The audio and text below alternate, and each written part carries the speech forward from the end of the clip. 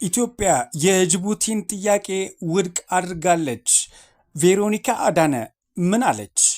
ዛሬ ቀኑ የሃያላን ዓለም መስሏል።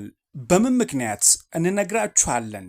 የአሜሪካ ኤምባሲ ታላቁን ኢትዮጵያዊ ዝነኛ የጥበብ ሰው አድንቋል። የተካረረው የሜሎኒና የትራምፕ ግጭት ወዴት ያመራ ይሆን?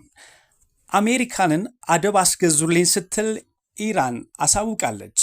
ሰላም ጤና ይስጥልን፣ እንደምናላችሁ ውድ የኢትዮጵያ ድምፅ ተከታታዮች። የኢትዮጵያ ድምፅ ለሚያዝያ 6 ቀን 2018 ዓ.ም ያዘጋጃቸው ዜናዎች ከይሳት ጀምሮ ወደ እናንተ የሚያደርስ ይሆናል። ከዜናዎቻችን ጋር አብራችሁ ትሆኑ ዘንድ በአክብሮት ጋብዘናል። ቀዳሚ ወዳደረግነው ዜናችን እንውሰዳችሁ። ኢትዮጵያ ጅቡቲ ያቀረበችውን የወደብ ባለቤትነት ድርሻ ሳትቀበለው ቀርታለች። የጅቡቲ መንግስት በታጁራ ወደብ ላይ ያቀረበው የ60 በመቶ የባለቤትነት ድርሻ በኢትዮጵያ መንግስት ተቀባይነት አለማግኘቱን የጅቡቲ የወደቦችና የነፃ ቀጠና ባለስልጣን አሳወቀ። እንደ ባለስልጣኑ ሰብሳቢ አቡበክር ኦማር ሃዲ ገለጻ ከሆነ ድርድሩ ሊሳከናከል የቻለው ኢትዮጵያ ከባለቤትነት ድርሻው በተጨማሪም የራሷ የሆነ የኮሪደር ጥያቄ በማቅረቧ ነው ብለዋል። ጅቡቲ ይህንን አማራጭ ያቀረበችው ኢትዮጵያ ከሶማሌላንድ ጋር የተፈራረመችውን የመግባቢያ ስምምነት ተከትሎ በቀጠናው የተፈጠረውን ውጥረት ለማርገብ ቢሆንም የኮሪደር ጥያቄው ግን ስምምነቱ አፍርሶታል ነው የተባለው። ይሁን እንጂ ጅቡቲ አሁንም ለኢትዮጵያ ገቢና ወጪ ንግድ ክፍት መሆኗን በተለይም ለማዳበሪያና መሰል ስትራቴጂካዊ ግጭቶች ቅድሚያ እንደምትሰጥም ተናግረዋል። የኢትዮጵያ ኢንሹራንስ ዘርፍን ለመቀላቀል 5 ኩባንያዎች ፍቃድ እየወሰዱ መሆኑን ታወቀ። በኢትዮጵያ የኢንሹራንስ ኢንዱስትሪ በ5 በላይ አዳዲስ የኢንሹራንስ ኩባንያዎች ገበያውን ለመቀላቀል በተለያዩ ዝግጅት ምዕራፍ ውስጥ እንደሚገኙ እየተገለጸ ይገኛል። አንዳንድ ባንኮችም እንደ እህት ኩባንያ የሚቆጥሯቸውን የኢንሹራንስ ኩባንያ ለማቋቋም ጥናት እያደረጉም ሲሆን እነዚህ አዳዲስ ኩባንያዎች ምን ይዘው ገበያውን ሊቀላቀላሉ የሚለው ጉዳይ እያነጋገረም ይገኛል። በቅርቡ ወደ ኢንዱስትሪ ለመግባት በተለያዩ የዝግጅት ምዕራፍ ላይ ናቸው ተብለው ከሚጠቀሱ የኢንሹራንስ ኩባንያዎች ውስጥ ዋስ ኢንሹራንስ ከኢትዮጵያ ብሔራዊ ባንክ ወደ ስራ መግባት የሚያስችለውን ፍቃድ አግኝቷል። ኩባንያው በዋና ስራ አስፈጻሚነት የሚመሩለትን ባለሙያ በመሾምም በብሔራዊ ባንክ በማጽደቁም ቀድሞ ስራውን ይጀምራል ተብሎም እየጠበቀ ይገኛል። ምስረታቸውን በማጠናቀቅና የኢትዮጵያ ብሔራዊ ባንክ መስፈርቶችን በማሟላት ላይ ለሚገኙ ደግሞ አማና ኢንሹራንስ ፋሚሊ ኢንሹራንስ ኩባንያዎች ናቸውም ተብሏል። ከነዚህ የኢንሹራንስ ኩባንያዎች ቀደም ብሎ ስታንዳርድ ኢንሹራንስ ኩባንያም የብሔራዊ ባንክ ፍቃድ አግኝቶ ወደ ስራ ገብቷል ነው የተባለው። ስንቄ ኢንሹራንስም ኢንዱስትሪውን ለመቀላቀል በምስረታ ሂደት ውስጥ ሲሆን ይህ ኩባንያ ከፍተኛ ካፒታል ይዞ ወደ ገበያው ይገባል ተብሎ የሚጠበቅ ነው። እነዚህ ኩባንያዎች ገበያውን ሲቀላቀሉ በሀገሪቱ በዘርፉ የሚንቀሳቀሱ የኢንሹራንስ ኩባንያዎች ቁጥር ወደ 24 ከፍ ያደርጓል ተብሏል። በአሁኑ ወቅትም በቅርቡ ወደ ገበያ የገባውን ስታንዳርድ ኢንሹራንስን ጨምሮ 19 ኢንሹራንስ ኩባንያዎች ስራ ላይ እንደሚገኙ ታውቋል። የአሜሪካ ኤምባሲ ዝነኛውን ኢትዮጵያዊ የጥበብ ሰው አደነቀም። የአሜሪካ ኤምባሲ ፕሮፌሰር ኃይሌ ገሪማን አድንቋል። ታዋቂውና ዝነኛው የኢትዮ አሜሪካ የፊልም ባለሙያ ኃይሌ ገሪማ ለዓለም የሲኒማ ጥበብ ላበረከቱት ከፍተኛና ተጽዕኖ ፈጣሪ አስተዋጽኦ በ76ኛው የበርሊን ዓለም አቀፍ የፊልም ፌስቲቫል የተከበረው የበርሊን ካሜራ ወይም በርሊናል ካሜራ ሽልማት ተረክበዋል። ኃይሌ ገሪማ በፊልም ጥበብ ጉዞም በቺካጎ የቲያትር ጥበብን በማጥናት የጀመሩም ሲሆን በኋላም በሎስ አንጀለስ በካሊፎርኒያ ዩኒቨርሲቲ በፊልም ጥበብ በማስተማር ዲግሪያቸውን አግኝተዋል። በዘርፉ በነበራቸው ጠንካራ ተሳትፎም የሎስ አንጀለስ የጥቁር ፊልም ባለሙያዎች ትምህርት ቤት ስኩል ኦፍ ብላክ ፊልም ሜከርስ ፈርቀዳጅና ግንባር ቀደም አባል ለመሆንም በቅተዋል። ይህ ሽልማት ለታሪክ ዘጋቢነታቸው፣ ለኪነ ጥበብ ጥራቱና ለብዙዎች አርያ ለሆነው የረጅም ዘመን የፊልም ስራዎቻቸው የተሰጠ ታላቅ እውቅና ሲል የአሜሪካ ኤምባሲ በወጣው መግለጫ ማሳውቋል። በኢትዮጵያ የሚገኘው የአሜሪካ ኤምባሲ ለባለሙያው ያለውን አድናቆትና ክብርም ገልጿል። ታዋቂዋ ድምፃዊት ቬሮኒካ አዳነ ከሪፖርተር መጽሔት ጋር ባደረገችው ቃለ ምልልስ የኢትዮጵያ የሙዚቃ ኢንዱስትሪ አሁን ስላለበት አቅጣጫና ስለወደፊቱ ዓለም አቀፋዊ ዕድሎች ሰፊ ትንታኔ ሰጥታለች። ሪፖርተር መጽሔት የኢትዮጵያ ሙዚቃ ኢንዱስትሪ ጉልህ ለውጦች እያስተናገደ ይገኛል። የወቅቱን የኢንዱስትሪውን አቅጣጫ እንዴት ገመግሚያለሽ ብሎ ለጠየቃት ጥያቄ ስትመልስም ቬሮኒካ ዘርፉ ትልቅና ተስፋ ሰጪ በሆነ የሽግግር ምዕራፍ ውስጥ እንደሚገኝ በማንሳት የሚከተለውን ዝርዝር ምላሿን ሰጥታለች። ቬሮኒካ በምላሿ እንዳስገነዘበችው ከሆነ የዘመኑ የሙዚቃ ኢንዱስትሪ ይበልጥ ዘመናዊና ዓለም አቀፋዊ የሆነ ቢመጣም ወጣቱ ትውልድ ሆን ብሎ ወደ ባህላዊ ስር መሰረቱ የመመለስ አዝማሚያ እያሳየም ይገኛል ብላለች። በተለይም የ1980ዎቹና የ1990ዎቹን የኢትዮጵያ ሙዚቃ ስራዎች በአዲስ መልክ የማድነቅና በባህላዊ ማንነት የመኩራት ስሜት ጎልቶ እየታየ መሆኑን ማብራርታለች። ወጣቷ ድምፃዊት አክላም የአሁኑ ትውልድ ያለፈውን ዘመን ሙዚቃ ዝም ብሎ ከመቅዳት ይልቅ በአዲስ መልክ እያዋሃደው መሆኑን አድንቃለች። ሙዚቃዎቻችን ባህላዊ የሆኑትን የፔንታቶኒክ ቅኝት ስልቶቻችን፣ ልዩ የምታወቃቀሮቻችንና የትረካ ቅርሶቻችንን በመውሰድ እንደ R&B፣ አፍሮ ፊውዥን እና ዘመናዊ ፖፕ ካሉ የሙዚቃ ዘውጎች ጋር በሚያስደንቅ ሁኔታ እያዋሃዱት ነው ያለችው ቬሮኒካ ይህ ሚዛናዊነት ሙዚቃችን ኦሪጂናልነቱን ሳይለቅ በዓለም አቀፍ ደረጃ ተወዳዳሪ እንዲሆን ያስችሏል ብላለች።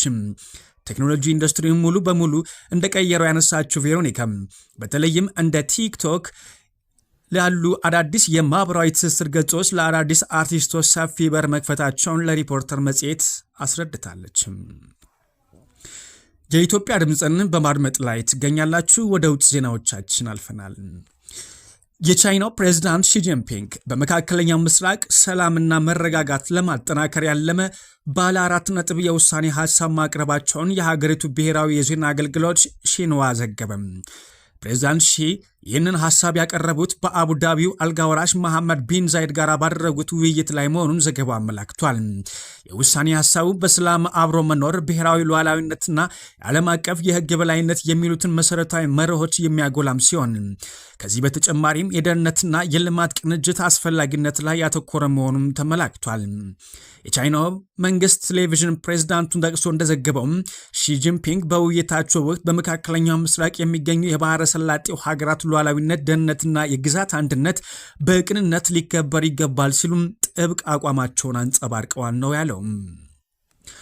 አሜሪካ መስመር አስይዙልን ሲሉ የኢራኑ ፕሬዝዳንት ለአውሮፓ ያቀረቡት ጥሪ እያነጋገረም ይገኛል።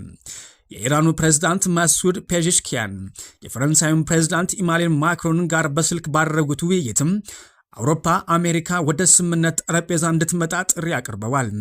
ፕሬዝዳንቱ እንደገለጹትም በባለሙያዎች ደረጃ የጋራ መግባባት ላይ ቢደረስም የአሜሪካ ከፍተኛ ባለስልጣናት ከመጠን ያለፈ ፍላጎትና የፖለቲካ ቁርጠኝነት ማጣት ለስምምነቱ መዘግየት ምክንያት ሆኗል ብለዋል።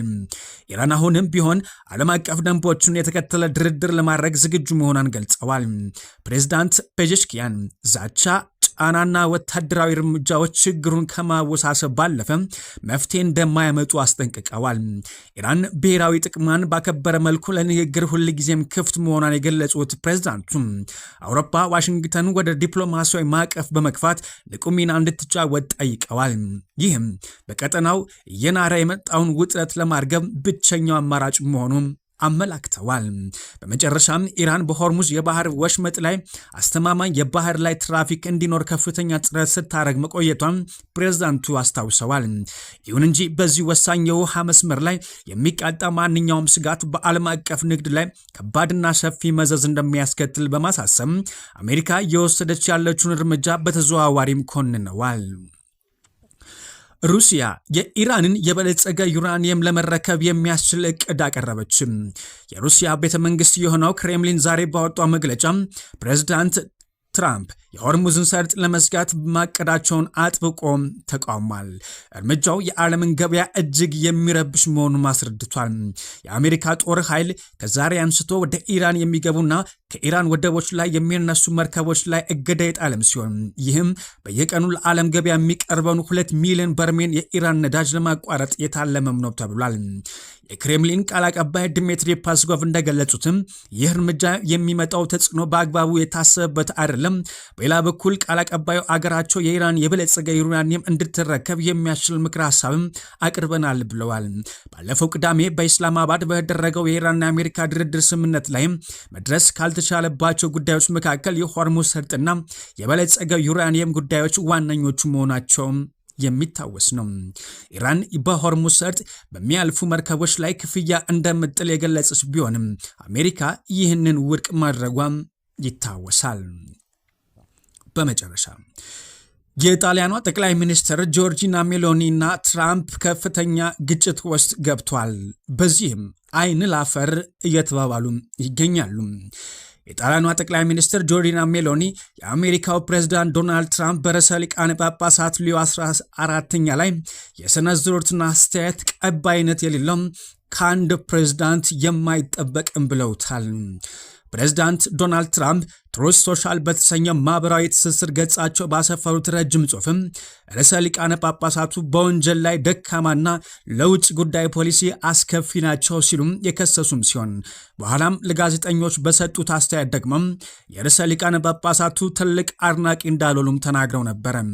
ሜሎኒ ባወጡት መግለጫ ርዕሰ ሊቃነ ጳጳሳቱ የካቶሊክ ቤተክርስቲያን ራስ በመሆናቸው ሰላምን እንዲሰብኩና ማንኛውም አይነት ጦርነት እንዲያወግዙ ማድረጋቸው ትክክለኛና የተለመደ ነው ብለዋል።